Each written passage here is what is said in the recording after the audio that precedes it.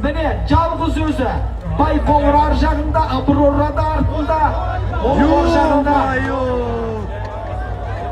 Айтолқын құлады.